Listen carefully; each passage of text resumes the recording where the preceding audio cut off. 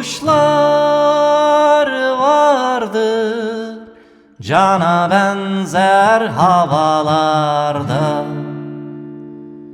Soğuksa kar,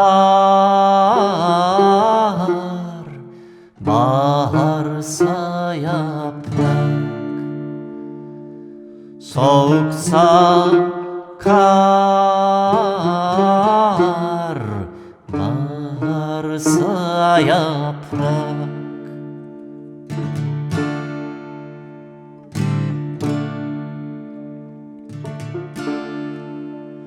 Bir başına büyür toprakta ömrümüz. Güneşle yeşil,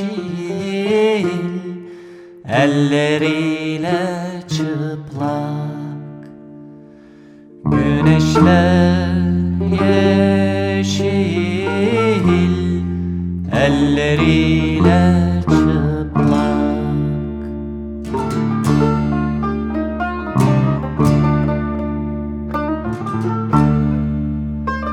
Uslu ayaklarla başlamış yolculuk. Yürünmez, öyle durulur bazen. Yürünmez, öyle durulur bazen.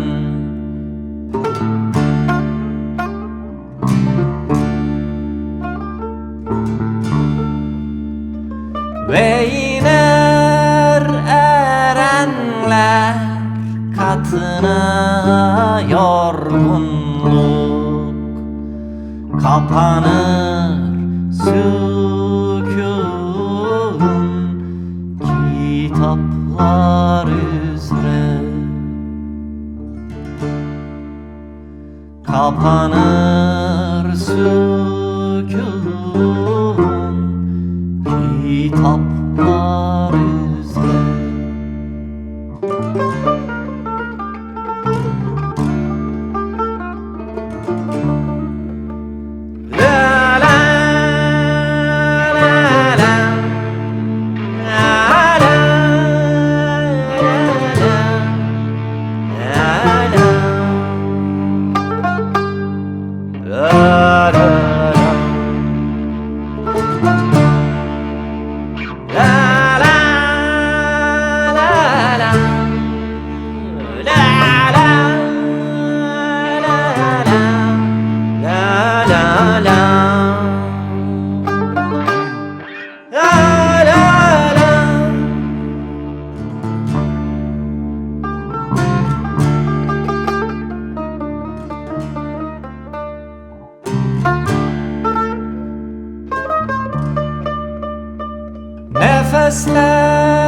Nefeslerle sürüp giden yaşamız. Bir su kenarına gelir durur. Bir su kenarına